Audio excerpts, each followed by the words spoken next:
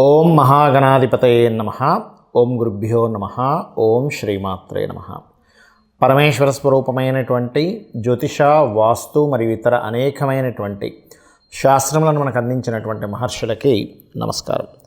హయగ్రీవ హయగ్రీవ హయగ్రీవేతి యో వదేత్ తస్య నిస్సరతే వాణి జహ్నుకన్యా ప్రవాహవత్. అరుణాం కరుణాతరంగితాక్షీం ధృతపాశాంకుశపుష్పబాణచాపాం అనిమాదిభిరావృతాం మయూకైః అహమిత్యేవ విభావయే భవానీం. శ్రీమాత్రే నమః. ప్రేక్షకులకి ఆ లలితాంబిక అమ్మవారి యొక్క అనుగ్రహం పరిపూర్ణంగా కలగాలని మనస్ఫూర్తిగా కోరుకుంటూ మనం ఈరోజు చెప్పుకోబోయేటువంటి టాపిక్ ఏమిటి అని చెప్పి చూసుకున్నట్లయితే, మనము ఫిబ్రవరి మాసంలో ఏ లగ్నము వారికి, లగ్నం తెలియని వారు రాశి నుంచి చూసుకోండి, వారికి ఏ విషయాల్లో చాలా బాగుంది, ఏ విషయాల పట్ల కాస్త జాగ్రత్త వహించాలి, మరియు ఏ దేవత ఆరాధన చేసుకుంటే మంచిది అనేటువంటి విషయాలు చెప్తుంది నేనైనప్పటికీ కూడా చెప్పిస్తుంది సాక్షాత్ లలిత అమ్మవారిగా భావిస్తూ, అసలు ఈ గ్రహస్థితి ఎలా ఉంది ఈ నెల. మనకి వృషభ రాశిలో గురువు, మిథునంలో కుజుడు, అదేవిధంగా కన్యలో కేతువు, మీనంలో రాహువు, మన కుంభరాశిలో శని చంద్రులతో ఈ నెల ప్రారంభం అవుతుంది 1వ తేదీ నుంచి. మకర రాశిలో రవి బుధుల యొక్క సంచారం జరుగుతుంది. శుక్రుడు కూడా మనకి మీన రాశిలో ఉన్నాడు. అయితే ఈ యొక్క గ్రహస్థితి ఏదైతే ఉంటుందో, అంటే మకరం నుంచి కుంభం నుంచి మీనంలోకి ఈ ప్రయాణాలు అనేవి షష్టగ్రహ కూటమి కోసం వెళ్తుంటాయి. ఈ గ్రహాలన్నీ కూడా ఈ యొక్క గ్రహస్థితి ముఖ్యంగా ఏ లగ్నము వారికి ఎటువంటి మంచి ఫలితాలు ఇస్తుంది, ఏ జాగ్రత్తలు, ఏ దేవతారాధన అనేటువంటి మనం ఇప్పుడు తెలుసుకుందాం.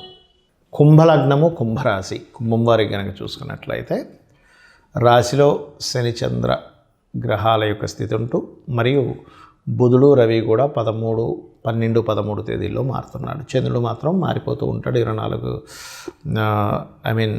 12 రాసులకి కూడా 2.5 రోజులుగా మారిపోతూ ఉంటాడు. ఎందుకంటే 24 గంటలకు ఒక నక్షత్రం మారిపోతూ ఉంటుంది కాబట్టి చంద్రుడు ఉండేటువంటి నక్షత్రం. ఇక్కడ ప్రధానంగా మీరు 1, 2 తేదీలు కొన్ని ఏదైనా ఈవెంట్స్కి అది అటెండ్ అయినప్పుడు కొన్ని ఎక్కువ ఎంజాయ్ చేసి ఇబ్బంది పడుతూ ఉంటారు. అటువంటి విషయాల పట్ల కాస్త జాగ్రత్తగా ఉండాలి. 3, 4, 5 తేదీలు మాత్రం ఫైనాన్షియల్ మ్యాటర్స్ విషయంలో చాలా జాగ్రత్తగా ఉండండి. ఈ 3వ అధిపతి ఎప్పుడైతే కుజుడు 5వ స్థానంలో ఉంటూ మరి 6వ స్థానంలోకి వెళ్తున్నందుకు కొన్ని అగ్రెసివ్ నిర్ణయాలు తీసుకోవడం వల్ల ఇబ్బంది పడతారు. ఈ విషయంలో జాగ్రత్తగా ఉండండి. రైతులకి, రియల్ ఎస్టేట్ రంగాల వారికి, ఫ్యాషన్ రిలేటెడ్ రంగాల వారికి, స్కూల్స్, కాలేజెస్ నడిపేటువంటి వారికి, అందులో ముఖ్యంగా అందానికి సంబంధించిన ఫ్యాషన్ రిలేటెడ్ సంబంధించిన నేర్పించేటువంటి వారికి ఖచ్చితంగా ఇక్కడ లాభదాయకంగా ఉంటుంది. ఇంట్లో డెకరేటివ్, ఇంటీరియర్ డిజైనింగ్ ఇట్లాంటి వారికి. కాకపోతే కొన్ని ఆలోచనలు, తీవ్రమైన ఆలోచనలు, లేనట్లయితే కొంత స్ట్రెస్ఫుల్ ఆలోచనలు మిమ్మల్ని ఇబ్బంది పెడుతూ ఉంటాయి. ఈ విషయంలో కొంత జాగ్రత్తగా ఉండాలి. జీవిత భాగస్వామి మూలంగా, లేనట్లయితే పార్ట్నర్స్ మూలంగా కొంత స్ట్రెస్ అనేటువంటిది చూపిస్తుంది. అలాగే మరొక విషయం ఏంటంటే, ఇక్కడ ఈ యొక్క దశమ స్థానం ఏదైతే ఉందో, దశమాధిపతి ఎవరైతే ఉన్నారో కాస్త దశమాధిపతి 5వ స్థానంలో ఉండడము, మరియు ఈ 5వ స్థానంలో ఉన్నందుకు ప్రత్యేకంగా కొన్ని ఉద్యోగ సంబంధించిన విషయంలో కూడా తిరగడము, మార్పులు అనేటువంటివి కూడా చూపిస్తున్నాయి. అయితే ఇక్కడ 5వ స్థానం అనేటువంటిది క్రియేటివ్ స్థానం కూడా చెప్తుంది. కాబట్టి క్రియేటివ్ రిలేటెడ్ ఫీల్డ్స్లో మీరు ఏదైనా సరే ఉద్యోగ అవకాశాలు కనుక వెతుక్కున్నట్లయితే ఖచ్చితంగా బాగుంటుంది. పూర్వీకుల ఆస్తులు, ముఖ్యంగా తాతగారు ఆస్తికి సంబంధించిన విషయంలో చిన్న మిస్అండర్స్టాండింగ్స్, లేనట్లయితే పంచుకునేటువంటి విషయాల్లో ఎప్పటి నుంచో ఆగినటువంటి విషయాలు ఇప్పుడు కాస్త డివైడ్ అవ్వడానికి చేసేటువంటి ప్రయత్నాలు ఆస్తి సంబంధించిన విషయంలో బలంగా చూపిస్తుంది.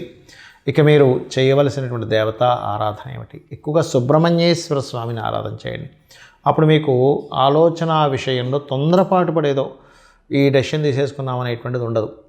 అది ఒకవేళ మీరు ఇమీడియట్ యాక్షన్ తీసుకున్నా అది ఇబ్బంది పడకుండా ఉంటుంది. సహజంగా మీరు ఏంటంటే ఎక్కువ విష్ణు ఆరాధన చేయాలి. కుంభలగ్నం వారు కుజుడు వచ్చి చేరాడు కాబట్టి నరసింహస్వామి ఆరాధన, లేనట్లయితే వారాహి అమ్మవారి అష్టోత్తరము, సుబ్రహ్మణ్యేశ్వర స్వామి ఆరాధన, ఇవి చాలా చక్కటి ఫలితాలు ఇస్తుంది. దీంతోపాటు కుజకేతు గ్రహాల దగ్గర దీపారాధన, గోవులకి క్యారెట్లు, బెల్లము తినిపించండి, అన్ని విధాలు బాగుంటుంది.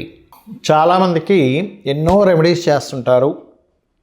ఏ రెమెడీస్ చేస్తున్నా సరే అది ముందుకి కదిలినట్టే కదిలి ఆగిపోతూ ఉంటుంది. అది ఎందుకు అనేది అర్థం కాదు. దానికి కారణం మనం చూడండి, ఒక తలనొప్పి ఉంది మనకి, తలనొప్పికి సంబంధించినటువంటి ఔషధం టాబ్లెట్ వేసుకుంటేనే మనకు తగ్గుతుంది. కడుపు నొప్పికి ఒకటి, తలనొప్పికి ఒకటి, లేనట్లయితే అజీర్ణ వ్యాధి అయితే ఒకటి, జ్వరానికి అయితే ఒకటి, ఇంకో దానికి మనకి వైటమిన్స్ సంబంధించినవి ఎలా అయితే వేరువేరుగా ఉంటాయో, మొట్టమొదటిగా మనకున్న సమస్యని తీర్చడానికి ఏ గ్రహానికి చేసుకోవాలి, ఏ దేవతారాధన చేసుకోవాలని ముఖ్యంగా తెలుసుకోవాలి. మీరు ఇక్కడ పూజ చేసుకోవాలనగానే ఏదో లక్షలు వేలు ఖర్చు పెట్టేసి పెద్దగా చేస్తేనే భగవంతుడు అనుగ్రహిస్తాడు అనుకోవడం పూర్తిగా తప్పు. గుర్తుపెట్టుకోవాలి. మీరు ఇంట్లో చిన్నగా ఒక చిన్న గణపతి బొమ్మ పెట్టుకున్న, అమ్మవారిది ఏదైనా చిన్నది మీరు ఒక పటం పెట్టుకొని కూడా మీరు గనక భక్తి శ్రద్ధలతో ఎటువంటి ఫలాపేక్షరహితంగా, అంటే ఎటువంటి ఫలము ఆశించకుండా గనక భగవంతుడికి మీరు గనక చేయగలిగితే దానికి మించినటువంటిది మరొకటి లేదు. గుర్తుపెట్టుకోండి. అయితే ఇక్కడ ఒక్కొక్కరికి ఒక్కో సమస్య ఉంటుంది. మీకు సింపుల్గా మీ యొక్క జాతక చక్రంలో మీ గ్రహస్థితి మీకు చూసుకోవడం తెలియదు కాబట్టి, కొంతమందికి తెలిసి ఉంటుంది ఆస్ట్రాలజీ పరిచయం ఉన్నవారు, కొంతమందికి తెలియదు. తెలిసిన వారు అదృష్టవంతులు, ఎందుకంటే వారి ద్వారా చూసుకొని చక్కగా వారు ఆ చిన్న చిన్న రెమెడీస్తో బయటపడగలుగుతుంటారు. తెలియని వాళ్ళకి ఏమిటి అంటే, మీ జన్మజాతకంలో ఉదాహరణకి శని పాడయ్యాడు, లేదా ఉద్యోగ సంబంధించిన విషయంలో ఎక్కువ ఇబ్బంది పడుతున్నారు అనుకోండి, చక్కగా ఏం లేదు, లలిత అమ్మవారి పటం పెట్టుకొని ఓం శ్రీమాత శ్రీ మహారాజ్ని శ్రీమత్ సింహాసనేశ్వరి నమః అనుకుంటూ కుంకుమతో ఇలాగ వేయడం, పూజ చేయండి. ఒకసారి అనుకోవడం ఓం శ్రీమాత శ్రీ మహారాజ్ని శ్రీమత్ సింహాసనేశ్వరి నమః అనుకోని కుంకుమ వేయండి, లేదా ఒక పుష్పం వేయండి, సరిపోతుంది. ఉన్న ఉద్యోగంలో ఇంకా ఇంప్రూవ్మెంట్స్ రావాలి, ఓం మాణిక్య ముకుటాకార జానద్వై విరాజితాయ నమః చేసుకోండి, సరిపోతుంది. లేదండి అనారోగ్య సమస్యలతో ఎక్కువగా బాధపడుతున్నాము అనుకునేటువంటి వారు ముఖ్యంగా సూర్య భగవానుని చూస్తూ ఓం సర్వవ్యాధి పరసమని సర్వమృత్యు నివారిణి అగ్రగణ్య అచింత్య రూప కలికల్మషనాశినే నమః చేసుకోండి, సరిపోతుంది. పేరు ప్రఖ్యాతలు రావాలి, సూర్య భగవాన్నే చూస్తూ ఓం భానుమండల మధ్యస్థ భైరవీ భగమాలినే నమః. అయితే మీరు చేసేటప్పుడు సూర్యుల్లో అమ్మవారు ఉంది అనేటువంటి భావనతో చేయండి. ఇంట్లో పూజ చేసేటప్పుడు అక్కడ ఏదో పటం ఉందని కాదు, సాక్షాత్ అమ్మవారు అక్కడ ఉంది, ఆ అమ్మవారికి నేను చేస్తున్నాను అనేటువంటి భావనతో చేయండి, ఖచ్చితంగా ఫలితం వస్తుంది. ఏమీ ఆశించకుండా మీరు చేయండి, ఆటోమేటిక్గా ఫలితం వచ్చేస్తుంది.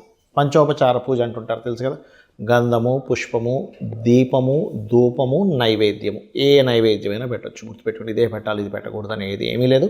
మీ భక్తి శ్రద్ధలతో శ్రీకృష్ణ పరమాత్మ చెప్పాడు ఏంటి, మీరు ఫలాపేక్ష రహితంగా ఫలమైనను, పుష్పమైనను, పత్రమైనను, ఉదకమైనను మీరు ఏది సమర్పించినా కూడా నేను ప్రీతితో స్వీకరిస్తున్నాను అన్నాడు ఆయన.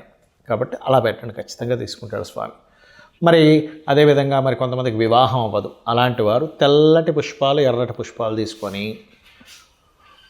అమ్మవారి ఫోటో దగ్గర, లేకపోతే యంత్రం ఉంటే యంత్రం దగ్గర చక్కగా మీరు యంత్రం సంబంధించిన కూడా కొన్ని చెప్తానండి మీకు తర్వాత వీడియోలో. అక్కడ చక్కగా ఏం చేస్తారంటే మీరు ఒక్కొక్క పువ్వు వేస్తూ ఓం కామేశబద్ధ మాంగళ్య సూత్రశోభిత కందరాయే నమః అనుకుంటూ చేయండి.